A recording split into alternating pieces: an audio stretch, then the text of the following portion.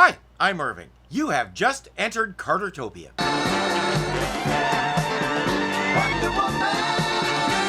Marshall Henshaw is reputed to be the richest man in North America, if not the world. He's also crazy in a sort of Howard Hughes way. Total recluse, less than a handful of people know what he looks like, travels in disguise, the whole bit. Today, he has to come to a function held by the Secretary of State. He has his own unique way of getting there.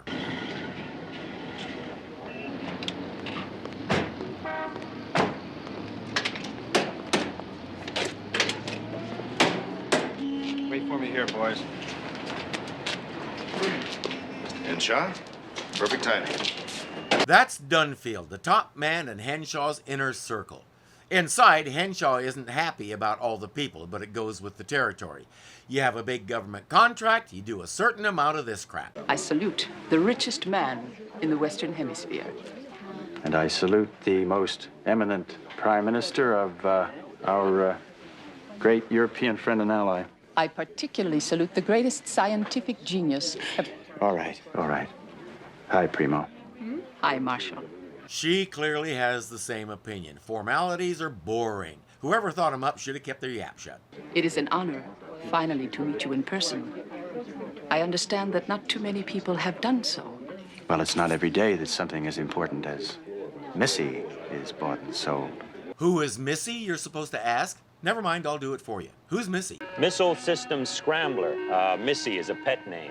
Missy. It's very deceptive, considering that it can deprogram the guidance system of any armed missile within a radius of 500 miles. Well, you can call and tell the Prime Minister that she doesn't have to worry about the nuclear-armed nations that surround her country. Not anymore. Missy is the prototype for Weebo from Flubber. She also had a son named Simon. Well, good. It checks out then. I can and will attest that this device is in operating condition and that it is what the country of Olvera agreed to purchase from Henshaw International. Olvera? Didn't he used to pitch for the Dodgers? While Diana notifies Steve, scientist guy packs up Missy in a box. Our people just verified it. The Scrambler, Missy, it's all ready to be shipped. How about that? You have the word of the Interagency Defense Command that you're getting a square deal. I never thought for one instant that I was not.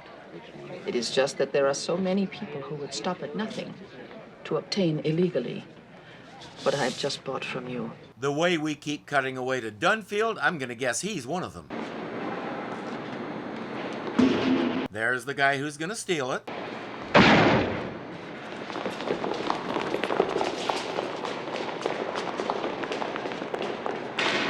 There's the diversion he needs. Not one person left watching Missy.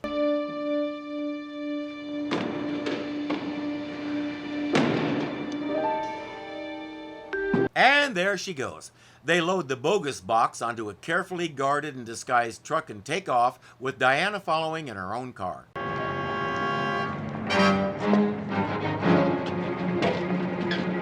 You're not my driver. Who are you?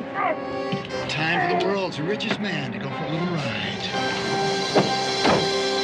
They strip him of anything and everything that might identify who he is, then dump him in the woods. Since almost nobody knows what he looks like, they're betting it'll take weeks for anybody to believe who he is.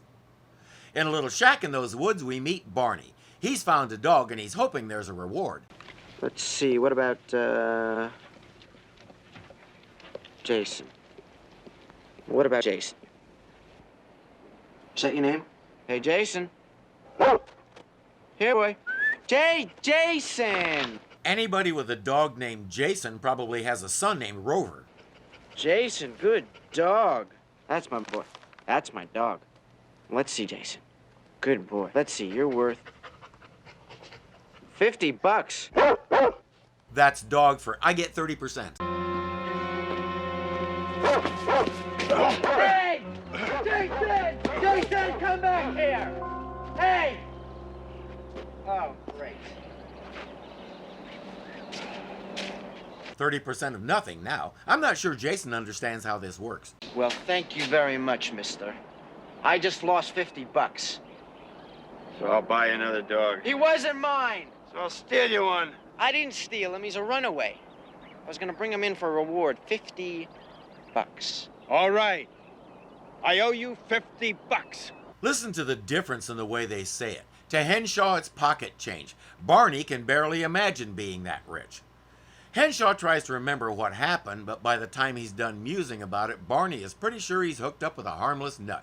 He takes Henshaw back to his place.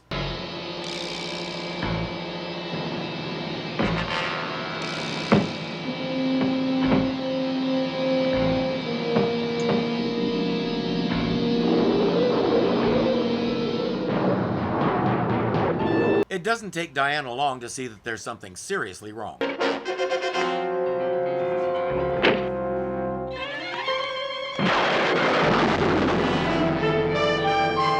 She takes off running. It's not that she can run faster than the car, it's just that Wonder Woman doesn't have a driver's license.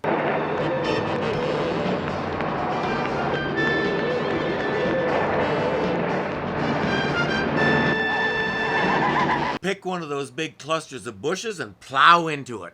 Bushes will be a lot more forgiving than a tree or a rock or a telephone pole.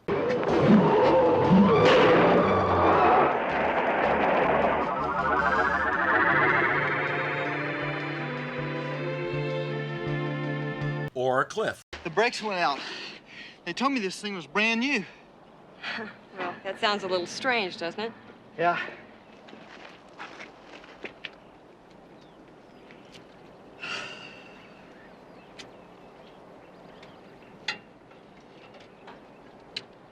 This, I take it, is not a standard feature. Yes, it was. All full-size vans that year came equipped with a self-destruct mechanism.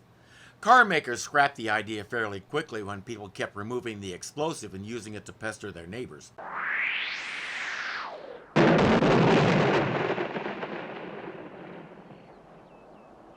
That was under my bumper? Yes, apparently someone wanted to make sure that this van was destroyed in the crash. The van and whatever was supposed to be inside. And with that, she has a pretty good idea what she's going to find inside. Excuse me, Prime Minister. I have some news concerning Missy. Ah, it has arrived at the dock. Right on time. No, I'm afraid I have bad news.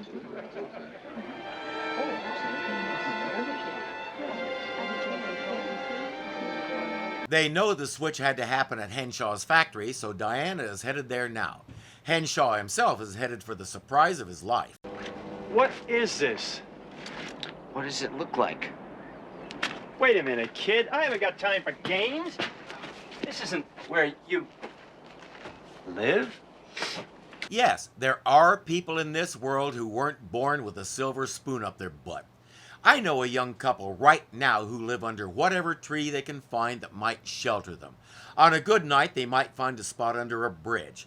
If things are really going well, they'll find a secluded area near a building with an outdoor faucet. There they can wash up, rinse their clothes, and put a little clean water in the empty bottles they've collected. That world just slapped Marshall Henshaw in the face. But he's still a little slow to grasp how deep this level of poverty goes. Where's your family? I never had any. So, where'd you run away from? Oh, a lot of places. 2 orphanages, 6 foster homes, 1 great aunt. Well, sorry to hear that, kid. But I gotta make a phone call. Newsflash, Barney doesn't have a phone. You and I got something to settle here first. Look, you'll get your money for the dog and then some, I promise. When? As soon as I make the phone call. I'll tell my chauffeur to make sure he's got $50 in his pocket when he picks me up. Chauffeur? Yeah. See you later, kid. You better tell your chauffeur to bring you something else, too. What's that? Money. For the phone call. Naturally, the only person he can hit up for phone change is Barney. You want me to give you money so I can get the money that you already owe me? Happens all the time in my line of work. It sounds like my type occupation. Barney says, okay, I've been meaning to go to the bank anyway. Marshall says, bank? This here is my rainy day account. It's for days when wackos in the woods do away with my other means of support. Guess who gets to carry them? Marshall still doesn't really grasp just how hand-to-mouth Barney lives. And Barney's one of the better off ones because he has a roof over his head. Hello, the IRAC computer is temporarily unable to take your call. Please stay on the line and your I don't believe this. I think Steve's in love. When Ira finally answers, Steve puts him to work figuring out how either Steve or Diana can contact Marshall Henshaw. Ira says it's next to impossible, but he'll see what he can do. The woman whose voice is on the tape? Quite effective, is she not? That's an understatement. Who is she? Hello. Hello, Ira. That's Ira's not-so-subtle way of telling you that he's not telling you. Diana is at the factory warehouse where it all went down. The foreman is trying to get hold of the person in charge of this particular warehouse.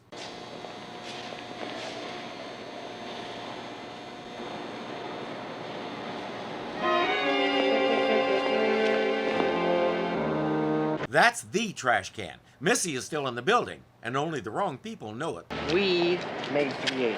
Good, we can use it all. Taxi! Wait a minute, I thought you said all we had to do was make a phone call. Well, it's better if we take a taxi and talk to Dunfield in person. He should still be at the hotel. Besides, that phone call idea was before I knew you had access to such voluminous monetary resources. Henshaw is joking, but to Barney, that is voluminous monetary resources. You wouldn't believe how someone like him can stretch it. But Henshaw drops more than that on the ground when he pulls his handkerchief out of his pocket to sneeze. He's still not getting it. Dunfield. Dunfield, this is security in the lobby. Yeah. Will be summoned. Yeah. There's a man down here who claims he's Marshal Henshaw. Describe him. He's about 6 feet tall, slender, mustache, gray blonde hair. Throw him out. All right, let go of me. I'm gonna buy this hotel, and I'm gonna fire the whole lot of you. So, that's what money and power are all about. Diana is with the warehouse manager, sorting out what shipments have gone out since the switch was made. There's only one, and she'll check on that. No more will go out until she says so. Thank you very much. Miss DeWitt, Lucy DeWitt. Oh. Yes, I'm the Lucy DeWitt, Marshal Henshaw's friend and confidant. I'm sorry. It's just that probably every little girl dreams about growing up and falling in love with the richest man in the world. Well, you went and did it. I like how she says friend. In a family show, you couldn't say bunkie. Lucy seems kind of cool about the whole dream come true thing. Henshaw's trying to figure out why Dunfield would do this to him. Missy. He must plan to steal Missy. Anything you say. Me, I think I'm gonna be going. Come on, we gotta collect some more bottles and get over to Keystone Hills as fast as we can. We? I know where we can get some help. I said we. Barney keeps protesting, but he's not trying too hard to get away. I think he wants to see how this plays out as much as we do. Diana is at the place that one shipment went to. She's found the truck, now she just needs to find someone associated with it.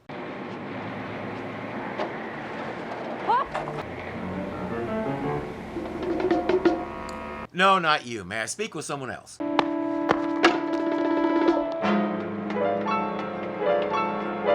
He's going to find someone else for her to talk to. She transforms and goes after him. The best part of this chase scene is the cool jazz music playing behind it. Beyond that, it's pretty standard fare. All right. Who told you to arrange that little reception for Diana Prince?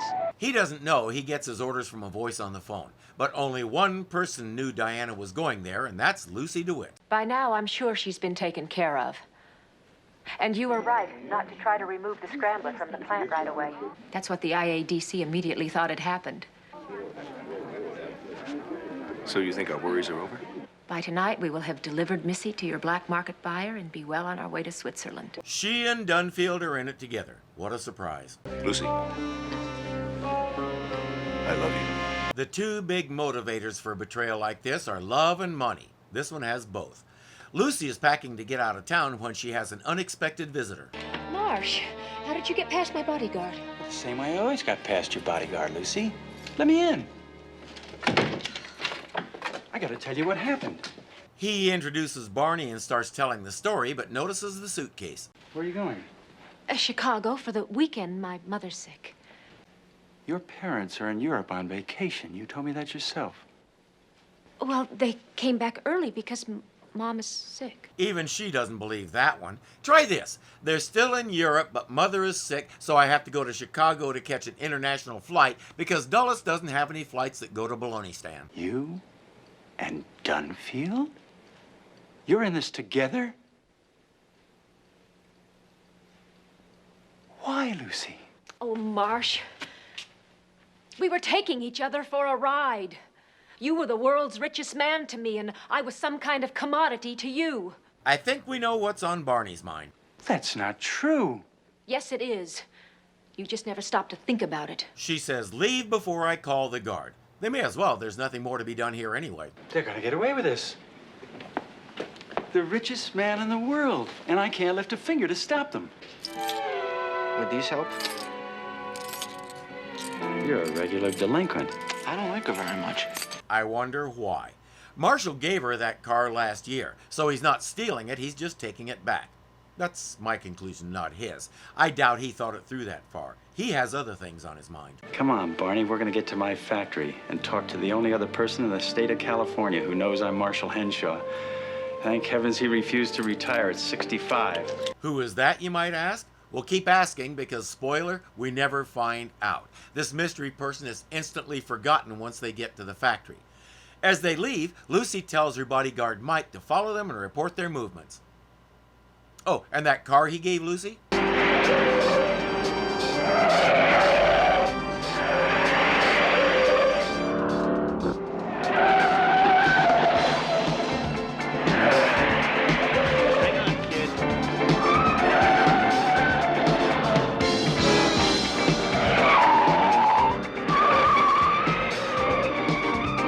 It's very fast and maneuverable. You know how to drive? I'm learning fast, aren't I? Yeah, I thought you told me you had a license. I never needed one. Got my first chauffeur when I was 15. No wonder he has no idea people like Barney exist. He was born in an ivory tower. Undoubtedly the best schools, all that stuff, and eventually he inherited the company. He didn't build it from scratch, he was born into it. He's had just about everything done for him since the day he emerged into the light. All Barney can do is shake his head.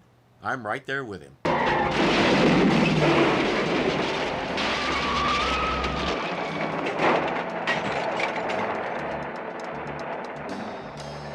That seems more in character for Marshall Henshaw. If he has to do it for himself, he makes a mess of it.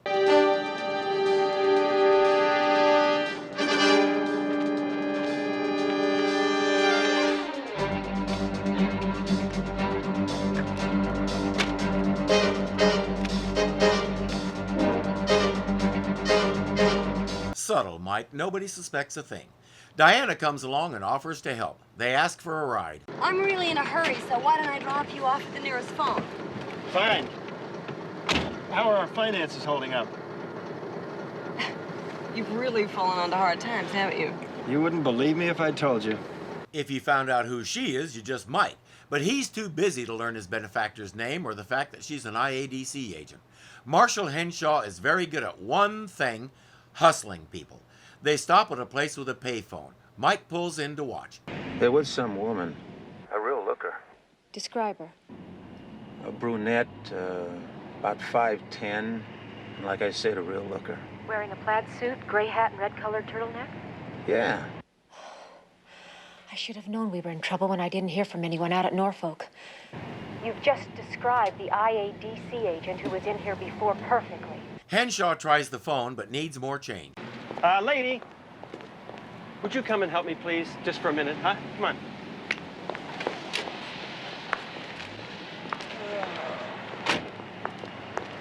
While he's finagling Diana out of 15 cents, Barney is alone in the car.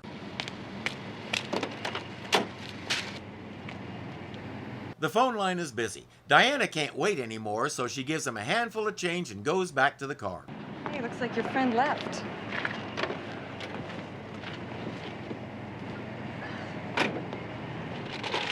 Looks like this is for you.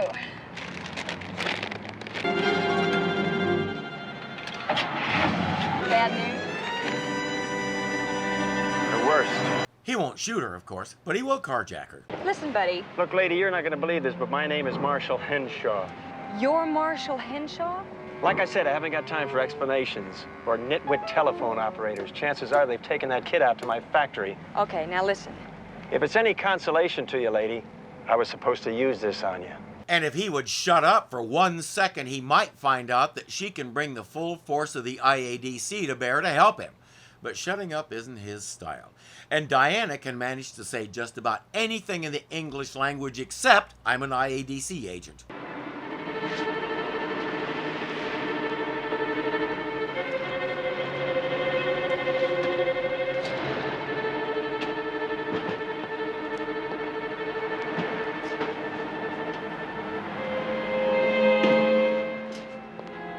He puts it in the trunk of a car and goes to meet Lucy. Oh, tucked away. Safe and sound. Good. That platoon of IADC agents finally left, but I still think we ought to take the boy along to the airport. Yeah, he might come in handy. Besides, we can't very well leave him here, can we? If I know the look on Barney's face, they won't be going anywhere. Wonder Woman gets to the factory just ahead of Henshaw.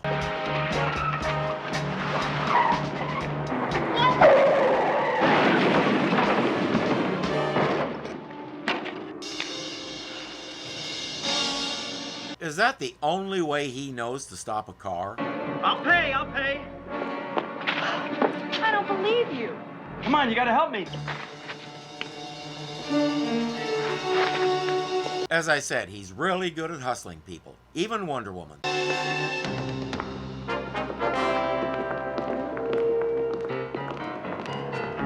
You weren't really planning on leaving, were you?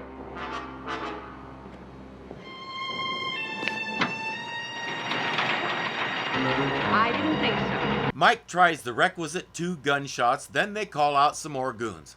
Mike runs one way and the rest run the other way. Henshaw goes after Mike while Wonder Woman deals with the goons.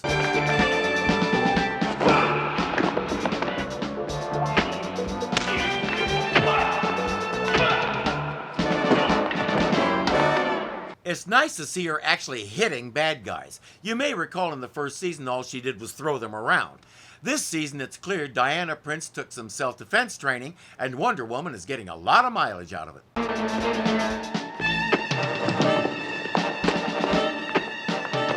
I wouldn't go that way if I were you.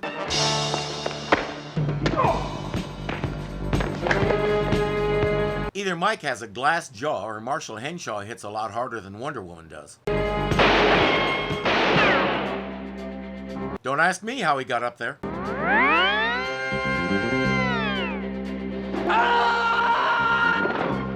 But feel free to ask me how he got down. Lucy and Dunfield split up. He has Barney and they'll meet at the car. Wonder Woman goes after Dunfield while Henshaw goes after Lucy. Let me go, Marsh. Let me go. Now that we're finally together again, not on your life. It's so sweet when couples reconcile, isn't it?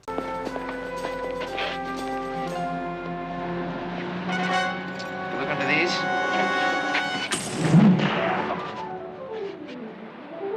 And that's that. Missy is back in the right hands. So are Lucy and Dunfield. For a very long time. Well, there's no damage. It's ready to be shipped. And I know exactly who I want to have do the shipping. Where is she? Wonder Woman was here just a minute ago. She usually slips away like that. I guess she doesn't like goodbyes. But don't worry. Missy will be on the way to Europe within 2 hours. That I promise you. Wonder Woman left, but someone else is here. Well, I suppose if someone had to leave me stranded and wreck my rented car, at least it was the richest man in the world. And there's one other matter to wrap up. Oh, yeah, that $50 I owe you.